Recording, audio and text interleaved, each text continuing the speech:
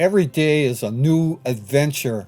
As the morning sky was freckled with joy, the road to Masada showed the harshness of the land with mountains of desert sand. Entering the road to this tabletop mountain, I strained my eyes to see where these places could be and marveled at how this is so camouflaged into these surroundings. The views on top were impressive, and I could see in my mind's eye the legions of Roman soldiers surrounding this area to do battle. Our bus took us back along the Dead Sea Road to Kalia Beach to experience the float in the Dead Sea. I tried the water and it tasted awful, while others made mud cakes to their bodies as a therapeutic ritual. After experiencing that water, our bus took us to the Baptismal Sight of where John the Baptist was thought to have baptized Jesus. Our guide Rami gave us a heads up to the conditions of the river as well as the problems surrounding the site with border issues. Going next, the bus stopped at the area where I could view the Monastery of the Temptation, where Jesus is said to have fasted 40 days and was tempted by the devil. Next, onto the city of Jericho, our bus drove by the Sycamore Tree, where Jesus traveled often. We finally stopped at the Good Shepard Church and had a nice welcome speech from this Franciscan priest, followed by Mass. Our bus now heading home to Bethlehem, we made one more stop off the main highway to see from a distance St. George Monastery, that is also known to be in the Valley of the Death, as well as where Jesus healed 10 lepers. As our bus continued back, the sky filled with hues of purple and red, punctuating a spirited day.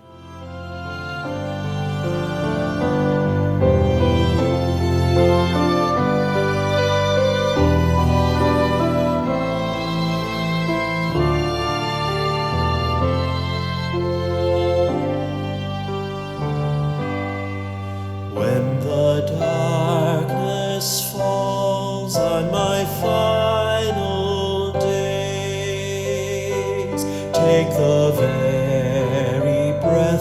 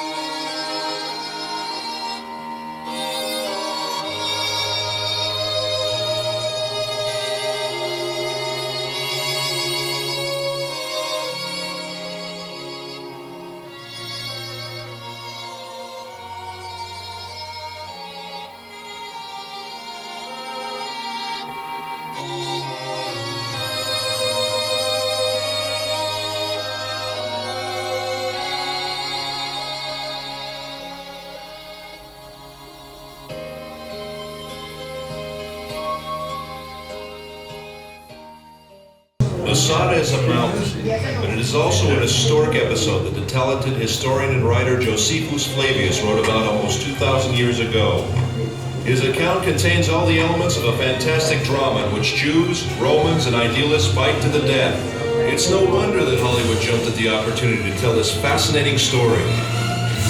With an impressive set and thousands of extras, they created a colossal film featuring the rebel leader Eleazar, son of Yair, and the Roman commander Flavius Silva in the leading roles. However, in the movie, unlike real life, no one really deals with the dilemmas or personal struggles, and certainly not with the more problematic aspects of the story. Then where should we start our story? We could start with the Hasmoneans, who were the first to discover the advantages of this isolated cliff in the heart of the desert. Or we could start at the end, with a dramatic project of the Masada excavations, with Igal Yadin, the head of the excavation team, who would stand on the mountain and read Josephus Flavius' description of the account, and everyone around him could actually hear the echoes of the fighting. Or we could start the quest with King Herod. Herod, who ruled under the auspices of the Romans, built himself a magnificent fortress here on the mountain, which was to be his sanctuary in troubled times. And believe me, he really had troubles. Herod, like any other king, built his palaces to the highest standards of his day. One of them is this Western palace. Herod's architect was probably a short guy. Here he built himself a bathhouse, and he would put his lamp here and enter his bath. What can I tell you? This king loved the good life. Until now, we spoke about Herod. It wasn't the splendor of Herod's style that made Masada what it is today. The year 66 AD, the Jews rebel against the Roman Empire. 4 years later, the temple is destroyed. Jerusalem falls. Everywhere else, the rebels were suppressed. Masada is the last stronghold where there are still Jewish rebels. And believe me, they didn't need Herod's palaces. The rooms in the wall were divided and used as living quarters. They lived from food in the storerooms, and they drank water from the cisterns, kindly left behind by Herod long ago. Right from the beginning of the excavations, signs of the rebels were found elsewhere, in the palaces, in the ritual baths, and in particular in the wall. The deepest experience I went through in Masada was when they found in this particular room the first piece of scroll. To see Hebrew letters coming out of the ground, the same letters which are used until today. Later, more fragments of scrolls were found. One I found with my own hands, but the first experience is unforgettable. Throughout the revolt, groups of refugees sought asylum on the mountain. About 1,000 rebels gathered at this fortress in the heart of the wilderness. In 73 AD, the Romans' 10th Legion arrived with thousands of armed soldiers who deployed themselves around the mountain. An enormous war machine. And the movies do it best, after the Romans, of course. The Romans build an attack ramp. The besieged rebels roll stones down it. The Romans lift a tower to the top of the ramp, equipped with a battering ram to smash the wall. The besieged erect a wood and earthen wall to sustain the blows of the battering ram. The Romans burn it, but the wind almost burns their own tower.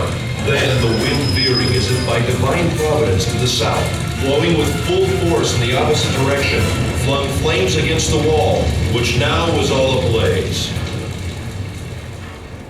And in the evening, when the wall was burnt and breached, the Roman army returned to its camps, assured that the whole affair would be over by morning.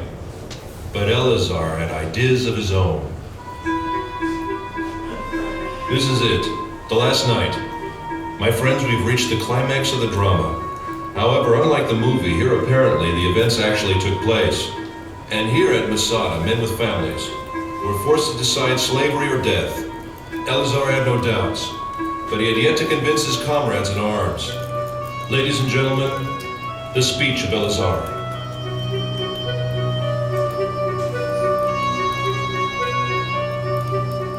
Oh, my loyal followers, the time has now come that obliges us to make that resolution true in practice.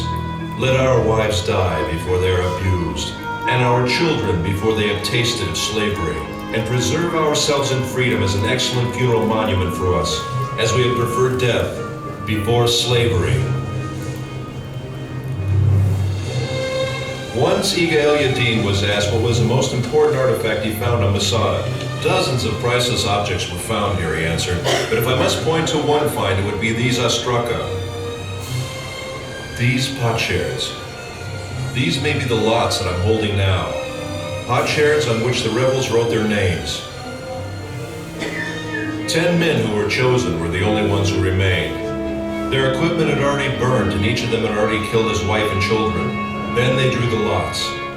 Who would kill the 9th man and fall on his own sword? And in the morning the Romans arrived, and besides 2 women and a few children, everyone was dead.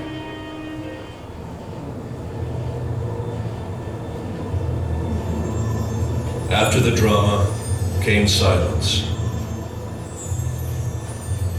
The silence was broken in the 5th century for nearly 200 years by a community of Byzantine monks.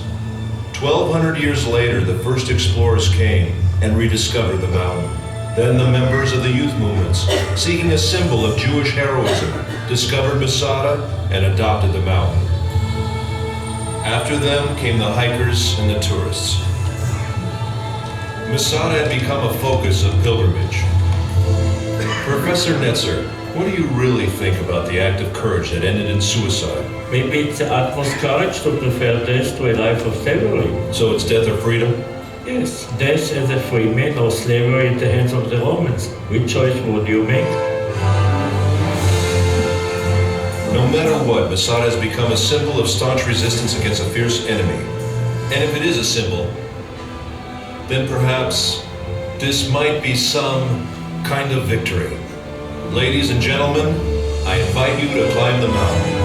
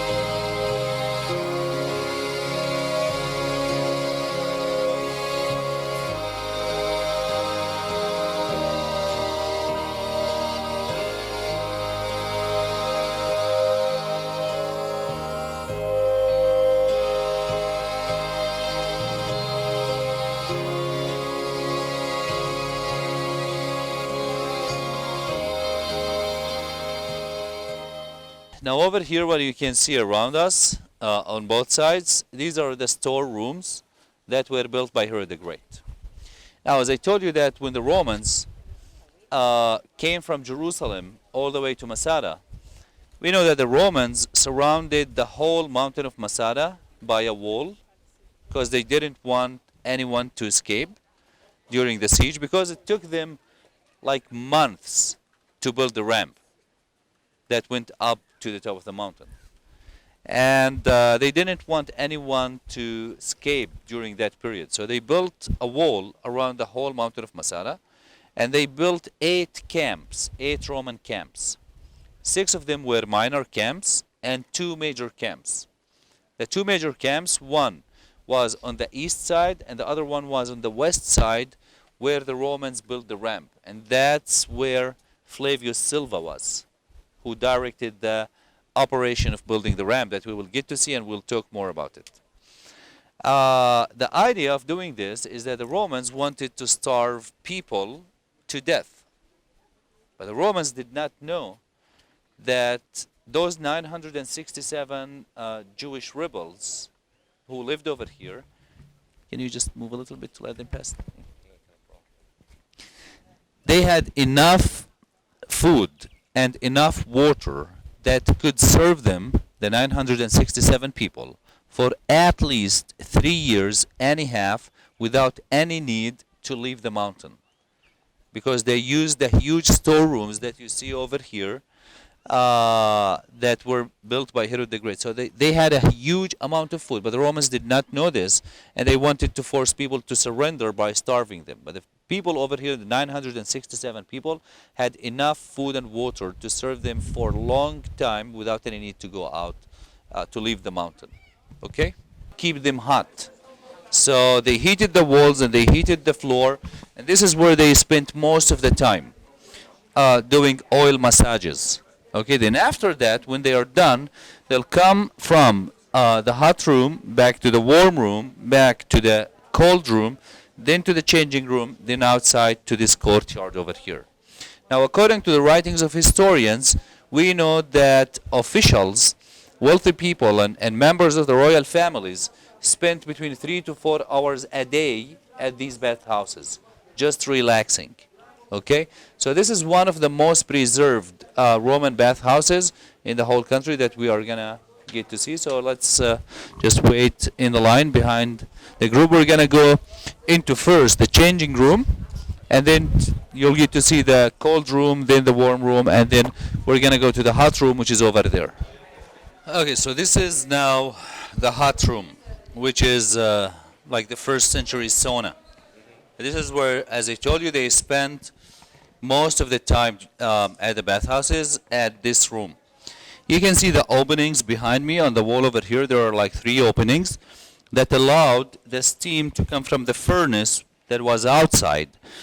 And the steam went underneath, like between these columns, to heat the floor, which was covered by mainly clay.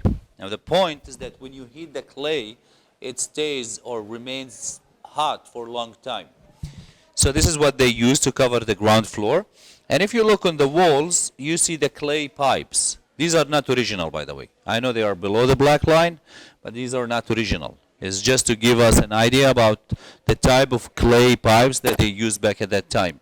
So they covered the whole walls with these clay pipes, and you see the holes on the sides of the clay pipes that allow the steam to go through them and heat the whole walls. Okay, so this is where they'll spend most of the time. See the opening, there was always an opening at these places over here to allow the steam to go out. And on both sides, on this side and on that side, that's where they did the oil massages.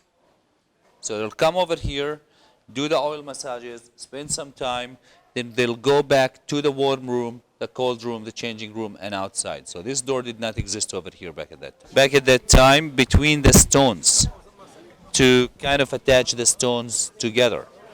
But this is only when they used small stones for the buildings. When they used huge stones or big stones, they couldn't use this kind of gluey thing because that was nothing. They used usually wooden pins on the sides of the stones. They'll have a hole on one stone, another hole in the other stone, and use a wooden pin between the 2 stones to attach them together. Okay? And that's why fire, back at that time, was the main way of destroying the building. Because when you set fire to these huge buildings, these wooden pins would get burnt, and that would cause the stones to fall down.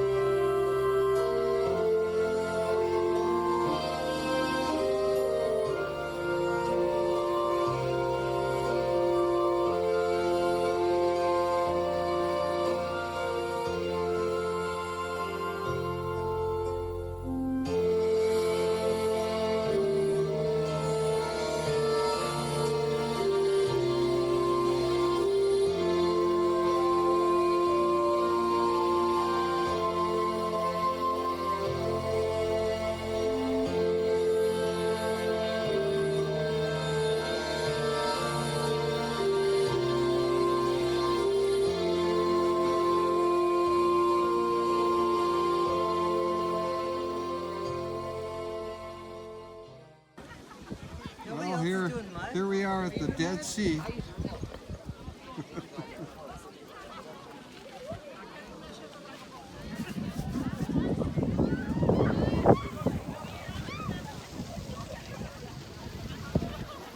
my big toe.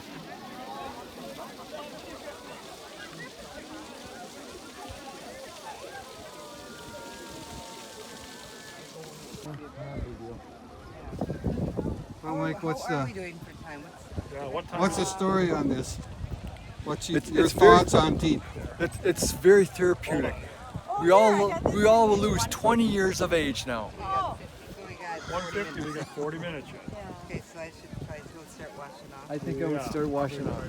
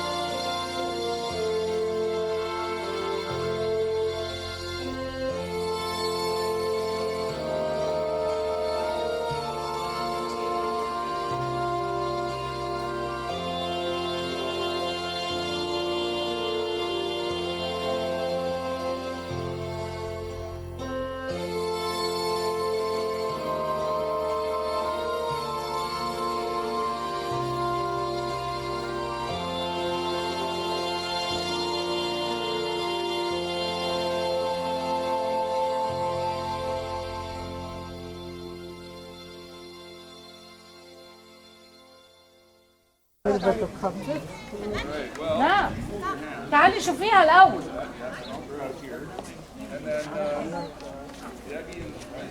امان اعملي بنطلون حبيبي. مية صعبة دي. مية صعبة مش هتقدري توصلي.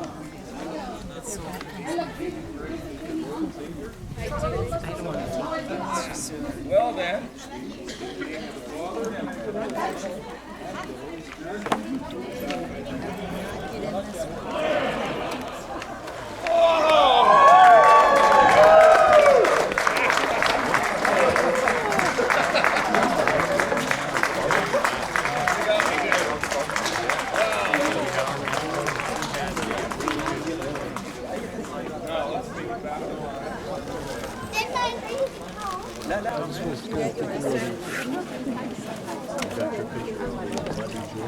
Oh, yeah. Kenny, oh, you got one. He's baptizing himself. Congratulations, Kenny. Cool. They're easy. Yes. I had to lay down and get it myself. There you go. Come on, Mike.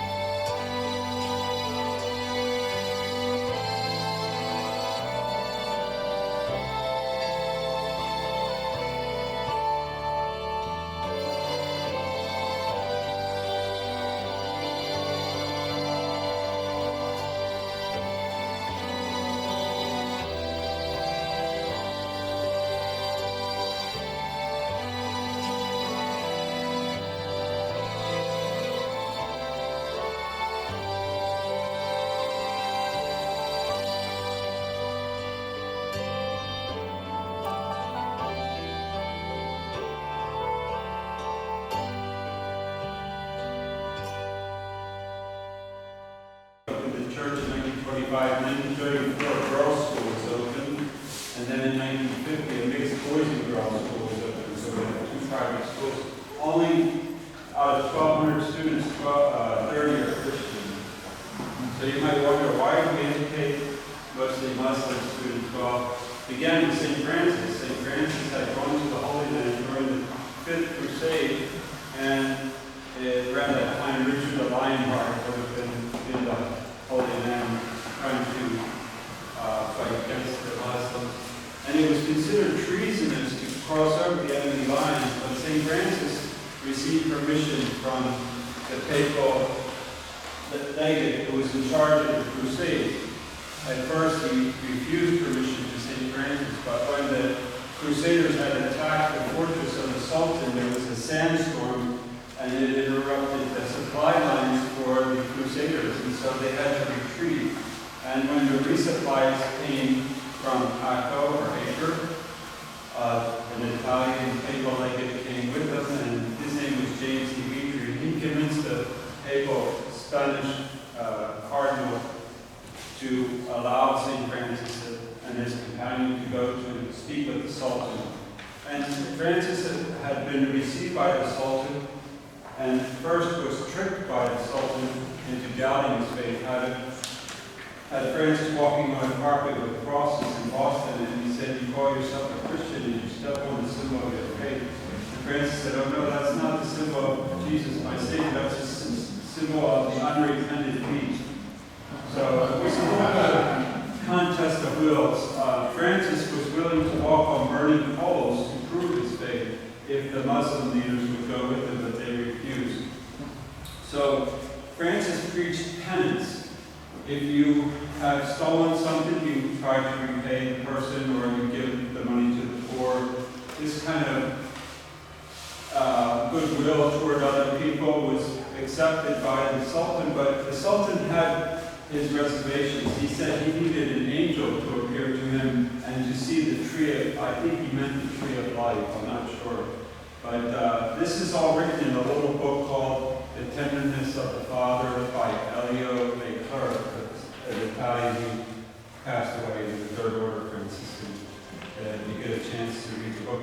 But anyway, Francis was able to speak with the Sultan over a period of 3 weeks.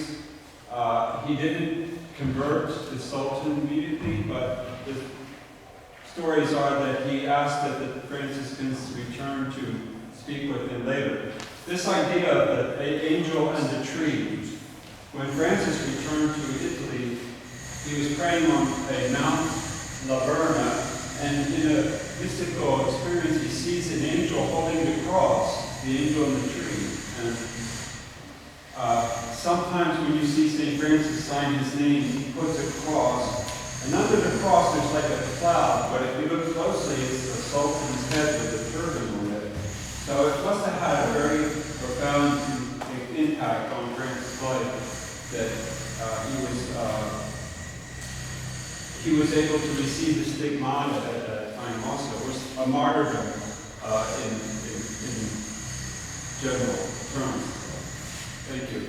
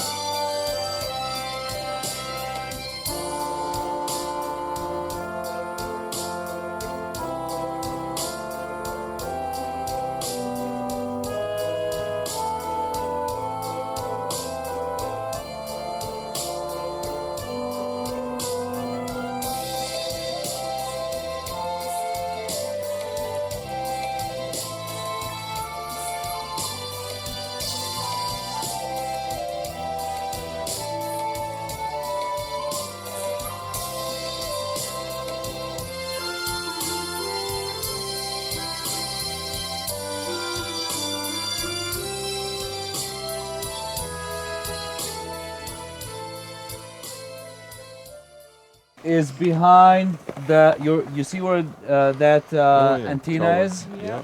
To the left of that, you see the wall on top of a mountain. Yes. That's the wall that we saw from the other side, the Mount of Temptations. Okay. Okay, that is the Mount of Temptations, and Jericho is right behind that mountain. So those Jewish pilgrims would come from Jericho and walk through this valley, which is the valley of the shadow of death, all the way up to Jerusalem. In the horizon, you see the Mount of Olives. Yes. You see where that tall tower is? Yeah, that is the Mount of Olives. So they'll walk from here all the way up to the Mount of Olives or to Jerusalem, singing the Jerusalem Psalms from 120 till 134. And as I told you, this was the most dangerous part of that journey. They needed to do the ritual baths. And for the ritual baths, as I told you, they needed running water. So walking through this valley where that running water was gave them the opportunity to do the ritual baths twice as they go up to the holy city Jerusalem. And that's why they chose to walk through this dangerous part, up and down from Jerusalem. Now the monastery that you see down there, that's called St. George of Kuziba.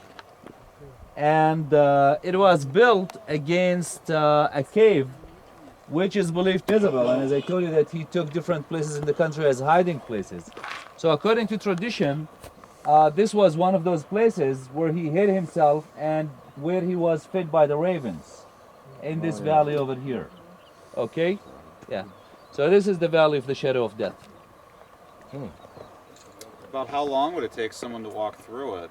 From Jericho to Jerusalem, I would say probably 2 to 3 days. Okay. Yeah, because back at that time, they traveled in groups. And you know, they had a lot of things to carry with them. Because, you know, that was a long journey. And so they used donkeys and they used camels. And they carried a lot of stuff with them coming from Galilee to Jerusalem on the donkeys and the camels. And that made it slower for them to walk, especially through valleys like this. You know, when Jesus, for example, said, it's easier for a camel to go through the eye of the needle. What is the eye of the needle? Well, I understood that to be a door. A door, exactly. There was a door in Jerusalem, Yeah. that was a low door. Yeah. And when Jesus said that, you know, when you think about it, there's no way that you can get a camel to go through the eye of the needle. So the eye of the needle is that door, the low door. To get into the city of Jerusalem for those Jewish pilgrims, they had to take everything they had on the camels down and then let the camel go through the eye of the needle and then put everything again on the camel, which was a hard work to do. So that's why he said it's easier to do this than for a rich man to enter into the kingdom. Okay? So with all that stuff that they carried, that made it slower for them to walk. I mean, if you want to walk like without carrying anything from here all the way up to Jerusalem, that's probably a few hours you'll be in Jerusalem. That's not let us say 1 day. But it took them longer because they traveled in groups and they carried a lot of stuff with them. So how come there's some green down there? And Because of the there's no spring. Green anywhere else? Because of the spring.